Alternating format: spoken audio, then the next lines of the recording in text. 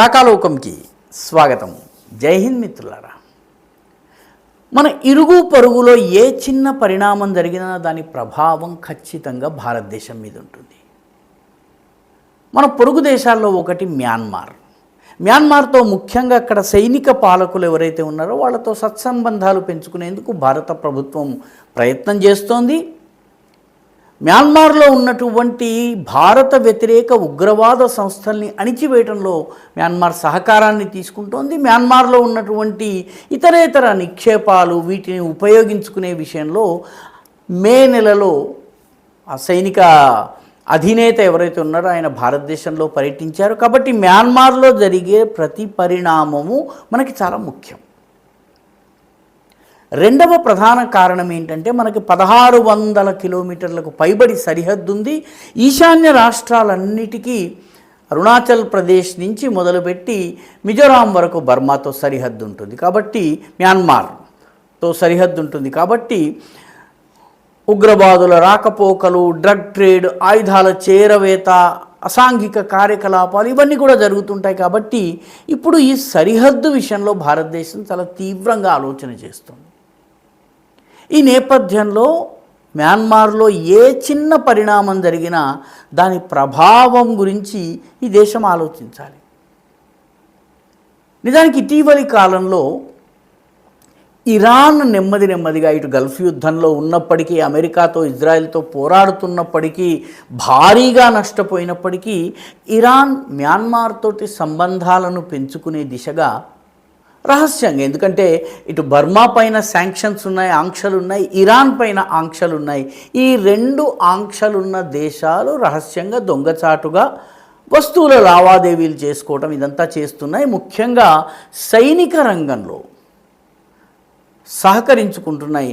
దీని ప్రభావము బర్మా లోపల ఉన్నంత వరకు మనకి ప్రాబ్లం లేదు. కానీ ఇరాన్ నెమ్మదిగా బంగ్లాదేశ్లోకి విస్తరించినా, లేకపోతే ఇరాన్లో ఉన్నటువంటి మతవాదము ఈశాన్య భారతదేశంలో ఉన్నటువంటి బంగ్లాదేశీ మూలానికి చెందిన వాళ్ళ మధ్యలో విస్తరించినా కూడాను రానున్న రోజుల్లో సమస్యలు రావచ్చును.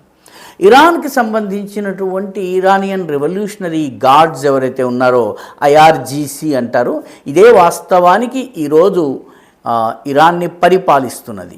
ఈ IRGC మ్యాన్మార్లో ఉన్నటువంటి సైనిక పాలకులతోటి సంబంధం పెట్టుకుని వాళ్ళకి ఫ్యూయల్ని దొంగచాటుగా పంపించడం జరుగుతోంది.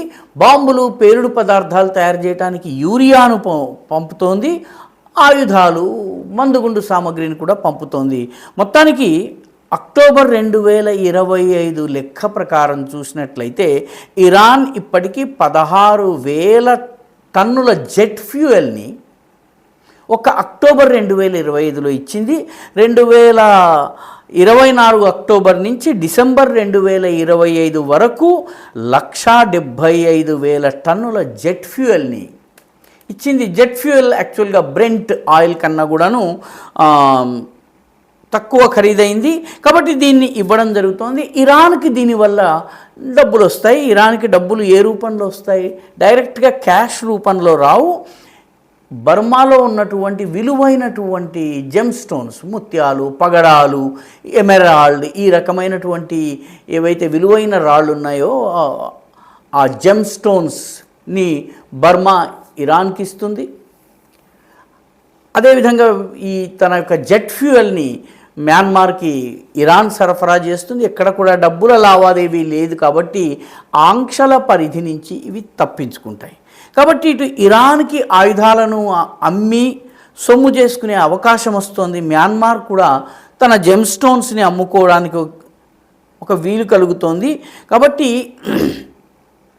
ఇది ఒక రకంగా ఇరాన్కి మ్యాన్మార్కి మధ్య సంబంధాలు పెరిగినట్టయితే మనకి తక్షణం సమస్య లేదు. కానీ మ్యాన్మార్ని ఆనుకుని బంగ్లాదేశ్ ఉంది. బంగ్లాదేశ్లోని కాక్స్ బజార్, చిటగాంగ్ ఈ ప్రాంతాలన్నింటిలో కూడాను రోహింగ్యా మూలానికి చెందిన వాళ్ళ సంఖ్య చాలా ఎక్కువ. ఎందుకంటే ఇది మ్యాన్మార్లో ఉన్నటువంటి రఖైన్ స్టేట్ని ఆనుకుని ఉంటుంది. కాబట్టి చాలా భారీ సంఖ్యలో ఈ రఖైన్ స్టేట్లోని రోహింగ్యాలు చిటగాంగ్, కాక్స్ బజార్ ఈ ప్రాంతాల్లోకి వెళ్తూ ఉంటారు. వీళ్లను బంగ్లాదేశ్ కూడా తన యొక్క ప్రయోజనాల కోసం ఉపయోగించుకుంటుంది. అదేవిధంగా ఈ ఇరాన్ వీళ్లతో కూడా సంబంధాలను పెట్టుకునేటటువంటి పరిస్థితులు రావచ్చును. దీని ద్వారా బంగ్లాదేశ్లోకి ప్రవేశించేటటువంటి ప్రమాదం ఉంది. ముఖ్యంగా బంగ్లాదేశ్లో ఇప్పటికే జైషే ముహమ్మద్ కావచ్చు, లష్కర్ ఎ తోయిబా కావచ్చును, స్థానిక ఉగ్రవాద సంస్థలైనటువంటి అన్సరుల్ బాంగ్లా కావచ్చు, హర్కతుల్ జహాదుల్ ఇస్లామీ హూజీ అంటారు దీన్ని, జమాతుల్ ముజాహిదీన్ బంగ్లాదేశ్ కావచ్చును, స్థానిక అల్ ఖైదా, ఇస్లామిక్ స్టేట్ ఏవైతే అనుబంధ సంస్థలు ఉన్నాయో ఇవన్నీ కూడా, తహఫుజ్ ఇస్లాం, ఇటువంటి సంస్థలన్నిటికీ కూడాను బలం చేకూరే అవకాశం ఉంది. ఎందుకంటే ఇరాన్ ఈ రకంగా ఇప్పటికే గజాలో కావచ్చును, అదేవిధంగా హూథీల కోసం యెమెన్లో కావచ్చును, అదేవిధంగా దక్షిణ లెబనాన్లో ఉన్నటువంటి హెజ్బుల్లాకి సమర్థన ఇస్తోంది. ఈ రకంగా ఈ ప్రాంతంలో కూడాను వాళ్ళకి సంబంధించినటువంటి ఇరానియన్ కుడ్స్ ఫోర్స్ అని ఉంది. అది కనుక శిక్షణనిచ్చినట్టయితే ఈ మతవాదులు సరిహద్దు దాటి వచ్చి భారతదేశంలో విధ్వంసానికి పాల్పడేటటువంటి ప్రమాదం ఉంటుంది. కాబట్టి భారతదేశం ఈ పరిణామాల్ని నిశ్చితంగా చూస్తోంది. భారతదేశం ముందు 2 సమస్యలు ఉన్నాయి. ఒకటి, సైనిక పాలకులతో సత్సంబంధాలు. ఇవి చాలా అవసరం. ఎందుకంటే బర్మాతోటి మనకి చాలా విషయాలు ముడిపడి ఉన్నాయి. సరిహద్దు మాత్రమే కాదు, ఇతరేతర విషయాలు కూడా బర్మాకి భారత్కి సంబంధాలు ఉన్నాయి. కాబట్టి సైనిక పాలకులతోటి బాగుండాలి. అదే సమయంలో ఇక్కడ ఉన్నటువంటి వివిధ వేర్పాటువాద ఉగ్రవాద గ్రూప్స్ తోటి కూడాను భారత ఇంటెలిజెన్స్ సంస్థలు సంబంధాలు ఏర్పాటు చేసుకుని ఉన్నాయి. కాబట్టి ఇక్కడ ఇప్పటికే చైనా ప్రవేశించి ఉంది. చైనా బర్మాలో చాలా భారీ ప్రెజెన్స్ ఉంది. అంతేకాకుండా రూయిలీ అనే ప్లేస్ చైనాలో ఉంది. అక్కడి నుంచి అల్ఫా ఉగ్రవాద సంస్థ యొక్క అధినేత అయినటువంటి పరేష్ బరువా రూయిలీ నుంచి మయన్మార్ ద్వారా అస్సాంలో ఆపరేట్ చేసి మళ్ళీ అల్ఫాను పెంచే ప్రయత్నం చేస్తున్నారు.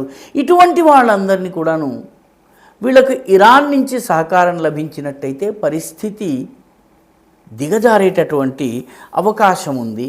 అదేవిధంగా రఖైన్ స్టేట్లో ఉన్నటువంటి రోహింగ్యాలకు శిక్షణ లభిస్తే వాళ్ళు మన దేశం బంగ్లాదేశ్ మీదుగా అస్సాంలోకో బెంగాల్లోకో చొరబడి వచ్చినట్టయితే పరిస్థితులు దిగజారేటటువంటి ప్రమాదం ఉంది. అందుకనే భారతదేశము ఇరాన్కి అమెరికాకి మధ్య జరుగుతున్నటువంటి ఈ రహస్య దొంగచాటు లావాదేవీలు ఏవైతే ఉన్నాయో వీటిని నిశ్చితంగా పరిశీలిస్తోంది. ఎట్ ది సేమ్ టైం మయన్మార్కి కోపము తెప్పించకుండా మయన్మార్తో సత్సంబంధాల్ని పెంచుకునేటటువంటి ప్రయత్నం కూడా చేస్తోంది. ఇటు ఇరాన్ విషయంలో కూడా ఇరాన్తో భారతదేశపు మైత్రి ఈ రోజుది కాదు, చాలా కాలం నుంచి ఉంది. చాబహార్ పోర్ట్ కావచ్చు, మిగతా కావచ్చును. అయితే మనం ఇజ్రాయెల్ని ఓపెన్గా మద్దతు ఇవ్వడం ఇజ్రాయెల్కి ఇది ఇరాన్కి రుచించటం లేదు. ఇటీవల ఈ యుద్ధ సమయంలో కొంత ఇరాన్కి భారత్ విషయంలో కొన్ని అసంతృప్తులు ఉన్నమాట వాస్తవం. కాబట్టి ఇది దాని ప్రభావము మయన్మార్లో కనిపించకుండా ఉండాలి. అదేవిధంగా దానివల్ల బంగ్లాదేశ్ వల్ల మన ఈశాన్య భారతం ప్రభావితం కాకుండా ఉండాలి. దీనికి సంబంధించి పూర్తి నిఘా వేయడమే కాకుండా అక్కడి పరిస్థితుల్ని ఎప్పటికప్పుడు అంచనా వేయవలసినటువంటి అవసరం ఉంది.